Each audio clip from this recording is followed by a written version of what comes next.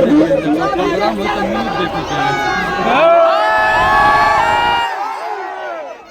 किसी भी नेता से आप पूछिएगा कि भैया जंगल राज छोड़ दीजिए, जंगल राज था थोड़ी देर के लिए मान लेता हूँ, लेकिन 20 साल से तो आपके हाथ में है, तो आपने कौन मंगल राज बना दिया उसको? मेरे कहने का मतलब इस गाड़ी मेरे हाथ में थी तो मैंने इसको कबाड़ा बना दिया था थोड़ी देर के लिए, लेकिन जब आपके पास गई गाड़ी तो इसको क्या आपने रेंज रोवर बना दिया? तो फिर आप मेरे बिगड़े हुई चीज को क्यों बार बार कहते हो? जब भी इनसे विकास की बात पूछिए तो जंगल राज की बात करते हैं। अरे बीत गए यार, अब समय बदल गए, वो लोग बदल गए। इन्होंने जंगल राज इतना बोल दिया कि बाहर के व्यापारी आज हमारे बिहार में आने से डरते हैं। आज भी इन लोगों की समझ में यही आता है कि आज भी जंगली राज हो रहा है और रोज हत्या हो रहा है। तो कौन सा है भाई?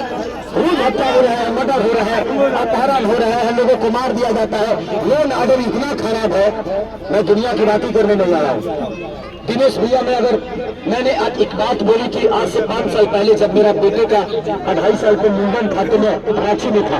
किसी पत्रकार ने पूछा कि मंदिर बन रहा है राम जी का, आपको क्या कहना चाहिए? मैंने यही बोला कि मंदिर बने, लेकिन उसी तरह उतना बजट का एक बेहतर अस्पताल भी बनना चाहिए ताकि लोगों का इलाज हो सके।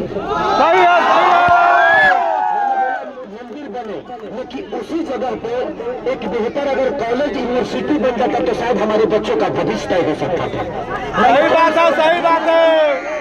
तो मैं मंदिर का विरोध कर रहा हूँ, मैं यहाँ का विरोध कर रहा हूँ, मैं सनातनी नहीं भाई। मेरे सनातनी होने से बिहार के लोगों के घर में रोजी रोटी नहीं जाती है। नहीं जाएगा, नहीं जाएगा, सही बात है। आप मुझे सनातनी, आपको लगता है कि खेसारी को मार देने से, खेसारी को उल्टा बोल देने से बिहार के घर में विकास आ जाता है, सबके घर में रोजी रोजगार आ जाता है और शिक्षित हो जाते हैं लोग? तो भाई आप मुझे गाली दो, मुझे फर्क नहीं पड़ता है, पर बिहार को बेहतर बना दो। अभी हम भैया करत अभी सबके कहीं हिने ज्यादा लोग बा रोल भी हिने तो बुझा तो हम डांस करे तो नहीं बोल रहे। मेरे कहने का हमारे सम्राट भैया ने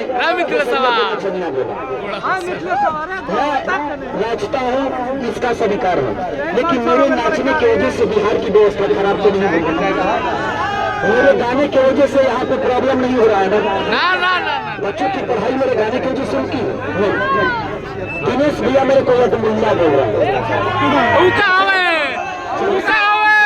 बीजेपी में गए हैं, 10 साल से वो गए हैं, अब वो सनातनी हो गए। उससे पहले मुस्लिम कैरेक्टर में कम से कम उन्होंने 10 फिल्में की होगी। उस समय आपको समझ में नहीं आया कि आप हिंदू क्यों रहे हैं।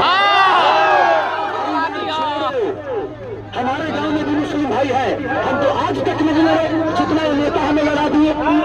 मत लड़ाओ, यहाँ लड़ने से हमारा विकास नहीं होता है, करने से विकास होता है।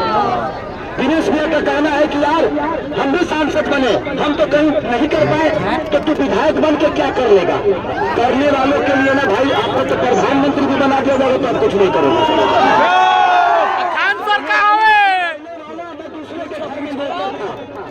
नौकर था मैं दूसरे के घर में, लेकिन आज स्थिति ऐसी है कि मेरे घर में 15 नौकर हैं।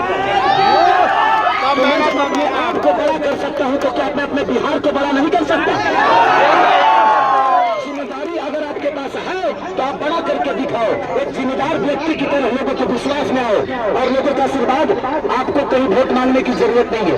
कैसे अगर ये बेहतर हो जाएगा तो क्या मुझे आप लोगों के बीच में आने की जरूरत है? नॉमिनेशन करके घर में बैठ जाएंगे और अपने आप मुझे विजयी बना देंगे, क्योंकि खेसारी लाल बेहतर काम करके जाएंगे। लोगों को काम से मतलब है, अपने जात से मतलब नहीं। पवन भैया अलग गुन गा रहा है जब से उतरे हैं बीजेपी में, कह रहे हैं कि एक पानी पे नहीं रहता।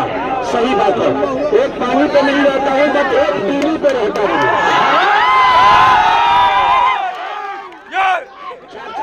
जिंदगी बर्बाद नहीं करता, तो मेरे पास आप संत मत बनिए। रवि भैया का अलग है, कौन भैया का अलग है। अरे भाई, मेरे एक पानी पे रहने और न रहने से बिहार का विकास का कोई लेना नहीं। आप मुझे टारगेट करना बंद करो और बिहार में आपके सरकार ने विकास क्या किया है उस पर चर्चा करो। चर्चा का विषय है। खेसारी लाल यादव छोटा सा बच्चा है, लोगों के दिल में रहता है। मैं कलाकार हूँ, कलाकार था और कलाकारी रहूंगा, बट मैं प्रयास करूंगा कि आपके विश्वास के साथ खेसरिया के लगे विधायक ना एगो बच्चा भी चल रही है तो ये खेसारी भैया ही कमावा कहो न कहिए, क्योंकि मुझे जीना है।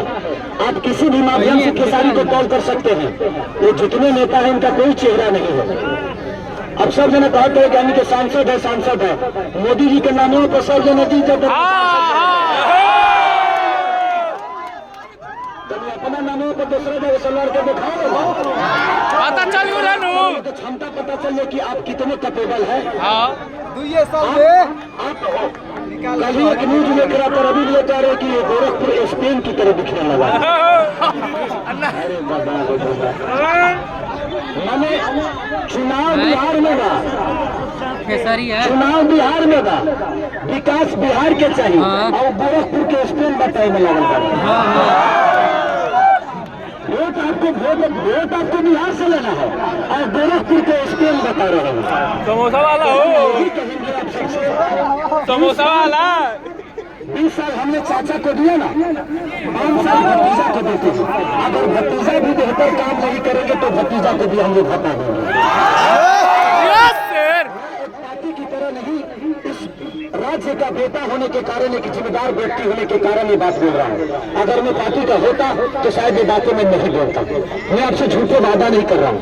कम से कम आज महागठबंधन या तेजस्वी भैया रोजगार की बात तो कर रहा हूँ, पलायन रोकने की बात तो कर रहे हैं, शिक्षा की बात तो कर रहे हैं, लेकिन ये लोग तो सिर्फ जंगल राज और मंदिर मस्जिद में जुड़ाए हुए हैं।